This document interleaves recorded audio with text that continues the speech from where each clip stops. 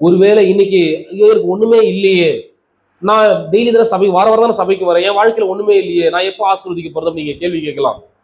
ஒரு விவசாயி என்ன பண்ணாராம், ஒரு நிலத்துல ஒரு புதுசா ஒரு நிலம் வாங்கியிருந்தாரு. ஒரு வருஷம் ஆச்சு. ஒரு வருஷம் ஆன உடனே ஒரு அழகான ஒரு தென்னை மரத்தை வளர்க்கணும், ஒரு தென்னந்தோப்பை வளர்க்கணும்னு சொல்லிட்டு ஒரு 2-3 மரம் வத்தனா நல்லா நிழல் தரும்னு சொல்லிட்டு தென்னை மரத்தை வச்சுட்டாரு. வச்சு ஒரு வருஷம் ஆச்சு. தென்னை மரம் என்ன பண்ணுச்சு? அப்படியே தான் இருந்தது. அல்லேலூயா. கீதா ஊர்ல ஒரு தென்னை மரம் ஒன்று வச்சோம். வச்சு மூணு வருஷம் ஆச்சுன்னு நினைக்கிறேன். அது அப்படியே தான் இருந்தது. கடைசியில வீடு கட்டும் போது என்ன பண்ணியாச்சு? பிடுங்கி போட்டாச்சு. அப்போ 3 வருஷமா அந்த தென்னை மரம் என்ன பண்ணவே இல்லை, வளரவே இல்லை. அதோட ஹைட் இவ்வளவுதான் இருந்தது. அந்த தென்னை மரம் வளரவே இல்லை. கொஞ்ச நாள் கழிச்சு பார்த்தாரு, ஒரு வாழை கண்ணு எடுத்துட்டு வந்து என்ன பண்ணிட்டாரு, பக்கத்துல நட்டு வச்சாரு. இந்த வாழை கண்டு வச்ச உடனே கட கட கடன்னு வளர ஆரம்பிச்சிச்சு. இப்போ வாழை மரத்துக்கும் தென்னை மரத்துக்கும் பேச்சுவார்த்தை நடக்குது. வாழை மரம் சொல்லுது, பாத்தியா நீ எவ்வளவு நாளா இருக்கிற, இவ்வளோ நாளா நீ இங்க இருந்தோம், உன்னால வளர முடியல பாத்தியா, நான் பாரு எவ்வளவு வேகமா வளர்ந்துட்ட பாத்தியா. கட கட கடன்னு வளர ஆரம்பிச்சிச்சு. இந்த வாழை மரம் நல்லா அதோடைய செழிப்பு, ஒரு இலை கிழியல நல்ல பெருசா வளர்ந்துருச்சு. ஒரு வருஷத்துல பாத்தீங்கன்னா வாழை மரம் வளர்ந்து பக்கத்துல அது கண்ணு விழுந்து வாழை மரம் எப்பவுமே வந்து தோப்பா மாறும். அப்படியே நிறைய வாழை அப்படியே ஒரு தோப்பு மாதிரி ஆயிடுச்சு. அந்த அதான் வச்ச அந்த தென்னங்கண்ணு ஒரே ஒரு கண்ணு அப்படியேதான் இருக்குது, வளரவே இல்லை. ஒரு வருஷம் ஆச்சு, 2வது வருஷமும் வளரவே இல்லை, அப்படியேதான் இருக்குது. வாழை மரம் ஒரு பெரிய தோப்பு மாதிரி ஆயிடுச்சு. இந்த வாழை மரம் ஒவ்வொரு நாளும் தென்னை மரத்தை பார்த்து என்ன பண்ணும், ஏளனம் பண்ணினே இருக்கும். பாரு நான் எப்படி வளர்ந்துட்டேன் பாரு, என் குடும்பம் பாரு, என் ஃபேமிலி பாரு, என்னுடைய செழிப்பை பாரு, என்னுடைய ஆசீர்வாதத்தை பாரு, என்னோட நன்மையை பாரு, நான் எப்படி வளர்ந்துருக்கிறேன் பாரு. நீ இருக்கிறிய ஒன்னுத்துக்கும் பிரயோஜனம் இல்லை, உன்னால வளரவும் முடியல.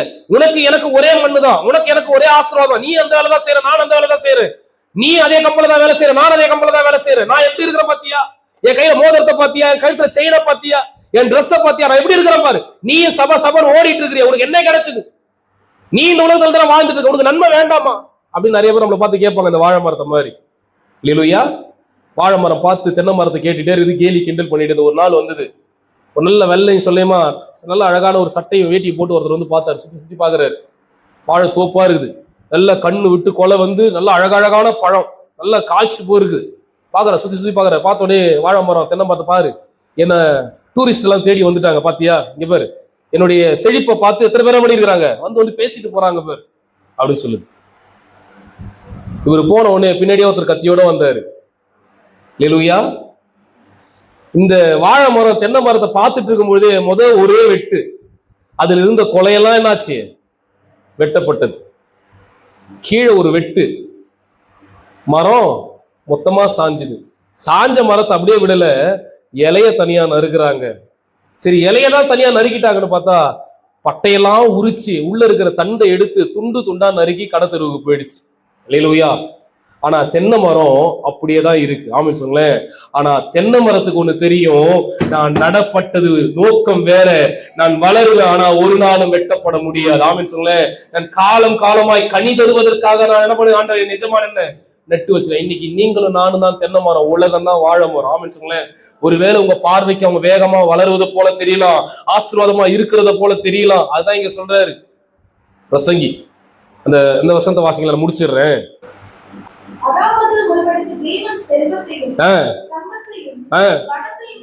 கொடுக்கிறார், அவன் என்ன இச்சித்தாலும் அவனுக்கு நடக்கும், குறைவில்லாமல் அது கிடைக்கும். ஆனாலும் அவைகளை அனுபவிப்பதற்கு என்ன பண்ணலையா ஆண்டவர் அங்கீகாரம் கொடுக்கல. ஆனா உனக்கும் எனக்குமோ தேவனுடைய சமூகத்தில் நாம் காத்திருக்கிறபடினால அந்த அங்கீகாரத்தையும் ஆண்டவர் கொடுக்கிறார். நமக்கு தக்க சமயம் வாய்க்கும். ஏனென்று சொன்னால் பலத்த கைக்குள் நம்ம அடங்கி இருக்கிறோம். ஏற்ற காலம் வரும், கர்த்தர் நம்மை உயர்த்துவார். ஏற்ற காலம் வரும், என் தலை உயர்த்த போன ஏற்ற காலம் வரும். ஏனென்று சொன்னால் தேவ செயல் எனக்கு நேராய் செயல்பட்டு கொண்டே இருக்கிறது, ஒரு நாளும் விழுந்து போகாது.